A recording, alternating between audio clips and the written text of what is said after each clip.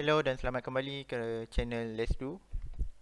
Seperti biasa, ini adalah sambungan daripada bahagian 3 Android Studio Tutorial. Jadi topik pada kali ini ialah mengenai dengan teks. So dalam Android Studio kita ada banyak layout untuk teks. So antaranya adalah text view, plain text, password, dan semua-semua ni lah. Sehinggalah ke text input layout. Untuk implement benda ni, firstly saya akan gunakan satu layout yang simple lah. So saya akan ambil linear layout. Sebab bila kita ambil linear layout ni, kita akan nampak lah dia dalam keadaan tersusun. Contohnya saya ambil text view, saya letak sini. Nampak ya text. Cara nak gunakan text view ni, kalau kita nak customizekan dia, tak payah kita nak susah-susah nak code-code kat sini. Dalam Android Studio dia dah banyak mudahkan kerja. Jadi kalau kita nak code secara manual pun boleh untuk XML file. Kalau kita tak nak code sendiri, kita nak gunakan attribute tepi ni pun boleh. Sebagai contoh lah kan. Bila kita dah drag text view masuk sini, nak modify. Contohnya nak besarkan, nak tukar nama teks. Contohnya saya letak nama saya lah. Nama saya Aiman Haziq. Kemudian content description. Content description ni maksudnya dia punya komen lah, macam komen sikit lah. Contohnya nama saya. Tapi dia tak akan display pun kat sini. Lepas tu dekat sini ada text appearance. Nak besar ke apa ke. Tak payah pakai ni pun boleh. So Android text appearance ni nak pakai boleh, tak nak pakai pun boleh. Ataupun kita nak set size tu sendiri. Dekat sini boleh 34, ada font size, text size. Lepas tu ni jenis-jenis tulisan, nak sans ke, nak sans serif ke. Lepas tu dekat sini ada font family, ataupun boleh download sendiri more font. Kemudian ada text color kat sini kalau nak tukar warna lain. Kat sini ada bold, ada italic, ada capital letter. Ni nak tukar jadi uppercase. Lepas tu ni untuk alignment. Sama ada kat sini tak ada justify ya. Justify kena buat custom nanti. Lepas tu kalau kat sini juga dekat text juga dia ada dia punya background dia kita boleh buat. Sebagai contoh kat sini ada background. Boleh juga kalau korang nak set background dia. So text ni background dia belakang dia warna biru. So seeloknya tak payahlah color ni. Sebab dia buat buruk je nanti. Biarkan dia formal je. Nampak hitam pun dah cantik. Ini untuk text view. Text view ni function dia untuk display text je. Bukan untuk input. Bukannya untuk nanti bila kita debug, bukannya untuk kita key in data. Text view ni hanya untuk display text. Untuk input barulah kita pakai ni plain text. So input adalah input text lah. Saya tunjuk contoh. Saya runkan dulu, saya tunjuk. Bila tekan je ikon debug ni, kita kena tunggu kat sini Gradle ni. Seeloknya tak payah matikan lah. Kalau dah run sekali tak payah matikan. Biar je. Sebab kalau dah matikan tengoklah ni. Nak load balik ni bukan main lama lagi. Dekat sini ini text view. Ni edit text. So dalam edit text pun sama juga, kita boleh customkan. Ini text yang kita dah isi dulu. Dah nak install lah. Dia launch activity. So nampak ya. Untuk text view kita tak boleh nak edit, tak boleh tekan. Tapi untuk apa ni nama dia tadi? Lupa dah. Edit text, kita boleh tekan. Kita boleh isi benda. Untuk edit text pun kita boleh customkan dia. Nama ni kita boleh kosongkan, tak payah. Tapi dia ada hint kat sini. Contohnya lah, enter name. Kita letak hint. So hint ni dia tak ada isi form. Dia just macam petunjuk lah. Ini untuk apa. Dia sama juga, dia ada font family, dia ada size dia, kita nak buat berapa. Lepas tu dia ada text color. And then untuk background dia pun kita boleh lah pilih untuk edit text punya background. So macam edit text saya suka pakai ni lah. So dia nampak kemas. Nampak cantik sikit. Okay, so untuk edit text juga, kalau rasa macam okay, layout ni kurang cantik lah kan, kita boleh je nak customkan sendiri. Kita letak margin dia sikit, letak padding dia sikit. Biasanya saya akan main dengan padding lah. Padding contoh. So padding nampak dia macam besar sikit. Then margin saya letak dalam 30 dp. Ni pun padding ni pun kena pakai dp. So nampak lah, dia nampak nice sikit. Nampak macam form. Okay, kemudian kita ada, okay, untuk edit text ni, dia kita boleh set sama ada kita nak masukkan jenis input dia, ada karakter macam ni, ada huruf saja, ataupun kita nak tukar kepada nombor saja. Okay, kalau nak tukar nombor saja, tekan bendera ni, lepas tu matikan ni, turn off ni, pilih kepada number. Kalau nak ada yang decimal, pilih yang ada decimal, number decimal. So tekan apply. Jadi bila kita run balik, nanti bila kita tekan je dekat input tu, kita hanya boleh pilih nombor saja. Okey, nampak? So boleh pilih nombor saja, tak boleh pilih benda lain. Okey, ini untuk edit text, plain text lah. Okey, lepas tu kat sini ada password. So kalau yang untuk password punya, so nanti dia akan jadi bentuk star lah. Beza dia ni, dia tak ada beza sangat pun. Beza dia dekat input type ni je. Bila kita set dengan password, so nanti dia akan jadi bintang lah. Okay, so saya run lah. So untuk tunjuk demo sikit. Okay, so bila kita nak masuk password, tengok, dia akan bentuk star. Beza dia sebab kita letak flag ni je, flag text password. Okay, untuk seterusnya, multi-line text ni faham-faham lah, untuk tulis banyak-banyak. Jadi kalau kita run pun, nanti kita boleh tekan enter. So dia jadi macam bentuk karangan lah. Kalau ada macam char yang panjang-panjang tu, sesuai lah pakai yang ni. Nampak, kita boleh enter. So text tu ada line lah, ada new line baru. Kemudian bahagian time. Bahagian time pun sama juga.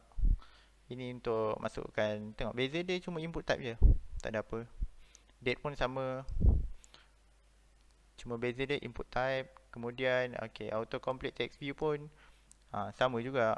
Auto complete text view ni dia akan matching, kita kena synchronizkan dia dengan kita punya list view nanti.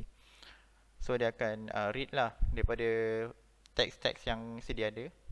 So baru dia boleh jadi auto complete. Yang ni kena adjust banyak sikit lah. Kemudian okay, text input layout ni, ni pun saya suka ni, sebab dia punya layout tu macam dah custom sikit. So dia cantik. Okay, lepas debug baru nampak.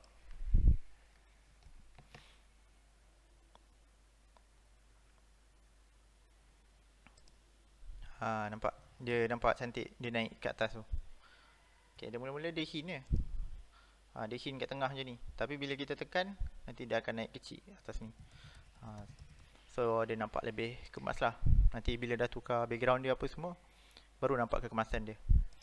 Okay, so ini just untuk design saja. So saya akan teruskan ke cara nak gunakan text view ni. Okay, saya delete balik yang tadi tu. Okay, so sekarang ni, ini adalah text view. So kita nak setkan benda ni secara programming. So maksudnya ini dekat layout activity second. Jadi programming dia dekat second activity. So sebelum kita nak panggil dia dekat dalam programming, kita kena bagi ID dulu untuk text view ni. Okay, sebagai contoh kat sini, nampak ni ada ID sini. ID, kita letak ID TV name. Okay, maksudnya text view name lah. So kita refactor, letak sini. Kemudian buka lah dekat bahagian second activity. Okay, so second activity merefer kepada layout activity second. So saya mention balik lah, activity second kat sini. Okay, kita panggil balik text view tadi. So kita pakai layout text view. So kena panggil balik adalah text view jugalah. Bila kita tekan text view, lepas tu bagi nama object reference, contohnya object text equal to, lepas tu sini kita panggil layout dia, r.id. Okay, tadi kita bagi nama TV name. So kat sini pun kena nama TV name. Okay, untuk set text sendiri, type je object text dot set text. Okay, dalam ni kena string saja. So kalau ada number yang macam number decimal, number integer apa semua, kena tukar dulu jadi string baru boleh display kat sini. Okay, contohnya saya tukar nama lain, nama Ahmad. Jadi bila run, asal dia nama Aiman Aziz. So nanti bila saya run, dia akan tukar kepada nama Ahmad.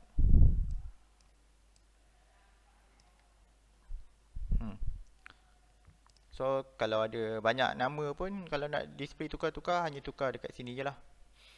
So nanti dia akan set secara programmatically. Sama juga untuk input. Okay, so sekarang ni ini adalah text view. Okay, cara nak gunakan edit text pula.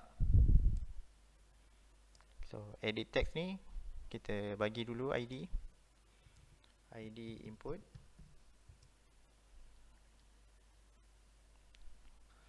ID text lah, et text. Okay, lepas tu okay, kita customkan dulu, bagi nampak kemas-kemas sikit, bagi background dia lawa sikit. Okay, buat macam tadi lah. Okay, lepas tu letak hint sikit lah, supaya kita nampak lah apa benda kita nak letak. Enter name. Okay, so maksudnya bila kita letak nama kat sini, akan keluar kat sini. Tapi bila nak buat functionality keluar kat sini, kita perlukan button. So alang-alang tu saya akan ajar lah cara nak gunakan button ni sekali. So button boleh letak sini. Okay, so kat sini letak bawah dia.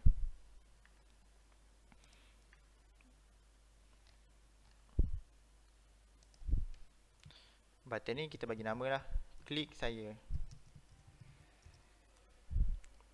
Okay, button ni agak buruk sebab warna dia punya foreground tu warna ni. Jadi kita tukar balik warna foreground dia tu. Dekat mana? Kat sini. Okay, kalau on primary ni tukar balik white. Okay, so dia tak adalah buruk sangat. So maksudnya kat sini bila kita isi je nama, kita tekan button, nanti akan keluar kat sini namanya, nama yang kita masukkan. Tapi sebelum nak tekan button tu, button pun kena ada ID. So saya letaklah ID button, klik.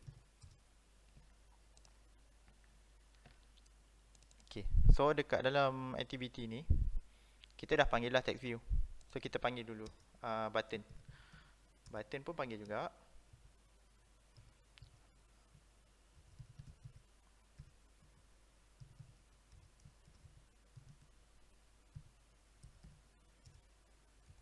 Lepas tu kita panggil edit text. Okay, sebab kita pakai layout edit text tadi. Object text.